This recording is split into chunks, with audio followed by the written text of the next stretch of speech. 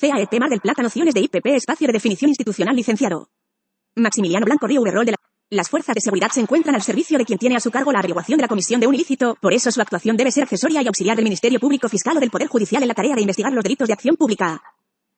Impedir que los cometidos sean llevados a consecuencias ulteriores, individualizar a los culpables y en la reunión de pruebas útiles para estos fines.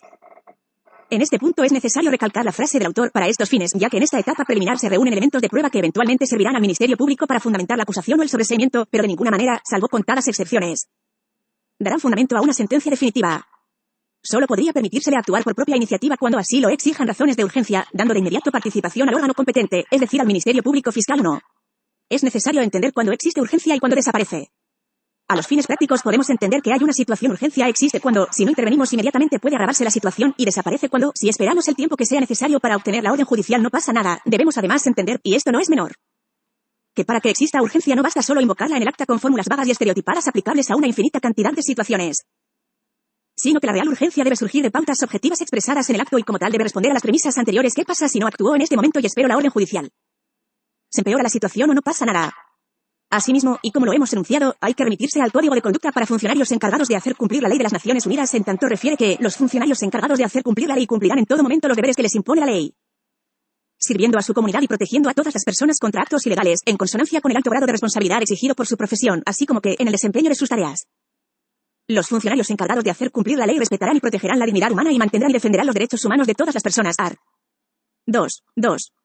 Es que en la función de auxiliar, las fuerzas de seguridad deben trabajar en colaboración directa con el fiscal y de este modo cuidar los primeros rastros que deja el suceso ilícito y así comenzar a desplegar la investigación, conservando y cuidando la prueba, dejando a su vez constancia del estado de las personas, de las cosas y de los lugares mediante actas, inspecciones, planos, fotografías, filmaciones, exámenes. 1. Si bien la autoridad de prevención no carece de facultades para actuar cuando una situación resulta presuntivamente delictiva, la absoluta subjetividad de la intervención policial al determinar el estado de sospecha no habilita el proceder del preventor. La acreditación de la actitud que puede ser calificada como presuntamente delictiva habilitando, en consecuencia, el accionar policial no puede quedar sujeta al libre arbitrio del agente actuante. Deben existir objetivamente y ser explicitadas por el preventor como fundamento a efectos de constatar la posible infracción, de quedar sujeta al arbitrio del preventor la vigilancia de lugares o personas. Las conductas reprimidas se convertirían en una lista de criterios en blanco, manejables por la autoridad que los define y les da contenido en cada situación.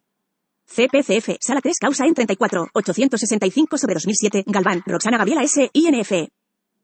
AR. 116. Organizar y explotar fuego sin autorización. Habilitación o licencia CCRTA. 15 de abril de 2008. 2 AGRs. 34/169, anexo 34 UN. Gaur Sub. No 46p 180 científica. Asimismo se faculta a los preventores en casos excepcionales, es decir, por ser necesario y cuando la naturaleza del hecho lo justifique, disponer el arresto de las personas involucradas en un delito como así a los testigos cuando no puedan individualizarse unos de otros, con inmediato aviso al fiscal interviniente. También en casos excepcionales se los autoriza a interrogar a los testigos asentando su versión en actas, las que valdrán al solo efecto de orientar la investigación y no como prueba definitiva. Y también como consecuencia de su actuación directa en la vía pública y ante la posibilidad de encontrarse ante la comisión de un delito próximo a ello, efectuar las requisas personales urgentes o disponer la clausura preventiva de locales. Con relación a las requisas personales es menester tener en cuenta que el estado de sospecha previo debe encontrarse justificado en las circunstancias del caso, las que deben ser expuestas por la prevención al sobrellevar el acto, puesto que la detención por parte de auxiliares de la justicia solo tiene una excepcionalísima cabida y justificación sin previa resolución del juez competente, dentro de un doble condicionamiento, esto es, motivos certeros que claramente infieran que un sujeto está por cometer un delito o que él mismo se está perpetrando, y la consecuente urgencia en su procedencia. Es más, debe reivindicarse que en nuestro sistema jurídico la libertad individual es la regla y la detención basada en orden escrita es la excepción. Pero además, se sostiene que la posibilidad de que la autoridad detenga sin esa orden es la excepción de las excepciones, motivo por el cual su procedencia legal es extremadamente restringida. En ese sentido, es menester comprobar la existencia de un estado de sospecha razonable cuya entidad debe ser lo bastante intensa como para permitir intuir la comisión de un ilícito. 3. Bien se ha señalado que el estado de sospecha debe ser previo al accionar de la policía. Pues detener a un individuo porque al policía no le gusta su cara es un acto que ofende a la Constitución. Esta violación constitucional no queda salvada porque al requisarlo el policía haya encontrado drogas o un arma. Es por ello que una aprehensión o requisa no puede ser validada exclusivamente por su resultado. 4. Acá arribamos al problema de la legitimación en el accionar, que básicamente es explicar razonablemente los motivos por los que actuamos policialmente sobre esta persona, y otra vez aparece la cuestión de no justificarse en el acta de procedimiento con fórmulas vagas y estereotipadas aplicables a una infinita cantidad de situaciones. PEJ, la persona se notaba muy nerviosa, sino que los motivos sean realmente justificantes y expresados objetivamente en el acto.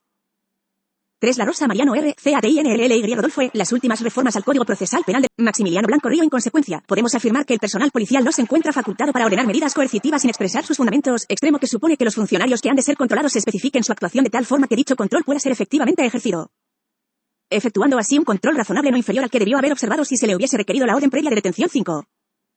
En ese sentido se advierte que no puede ser convalidada la detención de un ciudadano sin una causa probable que lo autorice, ni siquiera en este entendimiento le puede ser requeridos sus documentos, pues ello implica ya su detención y el pleno despliegue de la coerción estatal. Es por ello que no existe la facultad policíaca de identificación pura o directa frente al ciudadano que recorre o se detiene en las calles o lugares públicos y la demora de una persona con ese propósito está supeditada, rigurosamente, al presupuesto genérico del arresto. Sin orden judicial, indicio vehemente de culpabilidad o en el vocabulario de la jurisprudencia norteamericana, causa probable. 6. También esta norma limita todo uso de la fuerza pública a la medida estrictamente necesaria, adecuada al caso y proporcional al mal que se intenta reprimir o prevenir, sentido en el cual debemos tener en cuenta que los funcionarios encargados de hacer cumplir la ley podrán usar la fuerza solo cuando sea estrictamente necesario y en la medida que lo requiera el desempeño de sus tareas. Art. 3 del Código de Conducta para funcionarios encargados de hacer cumplir la ley de las Naciones Unidas, disposición que decididamente subraya que el uso de la fuerza debe ser excepcional y solo puede ser autorizada en la medida en que razonablemente sea necesario, según las circunstancias concretas del hecho y para la prevención de un delito, para efectuar la detención legal de presuntos delincuentes o para ayudar a efectuarla, no pudiendo utilizarse en la medida en que exceda estos límites. Por ende, en ningún caso debe interpretarse que esta disposición autoriza el uso de un grado de fuerza desproporcionado al objeto legítimo que se ha de lograr y el uso de armas de fuego se considera una medida extrema. Tampoco podemos obviar que ningún funcionario encargado de hacer cumplir la ley podrá infligir, instigar o tolerar ningún acto de tortura u otros tratos o penas crueles, inhumanos o degradantes, ni invocar la orden de un superior o circunstancias especiales como estado de guerra o amenaza de guerra, amenaza a la seguridad nacional, inestabilidad política interna o cualquier otra emergencia pública, como que, asimismo, al personal policial le está prohibido recibir declaración al imputado, pero en modo alguno se encuentra impedido de detallar los hechos que han ocurrido en su 5. En esa dirección se ha entendido que la sola circunstancia de que el personal policial haya de notar un cierto nerviosismo no justifica la requisa personal, dado que no es dable suponer que por ello se oculten en el cuerpo cosas relacionadas con un delito. Esto no habilita al tribunal a declarar la nulidad pretendida, puesto que sería necesario que se cumplieran medidas probatorias que permitan conocer, más allá de lo que consta en las actas del personal preventor, las circunstancias previas a la requisa que hubieran podido justificarla. CCCF. Sala I. Monzón, Rubén M.S. Nulidad causa 30.045, RTA. El 27 de agosto de 98. 6. Sandro Jorge Alberto, síndrome del maleante e intervención policial drástica, LL suplemento de jurisprudencia penal, 28 de septiembre de 98.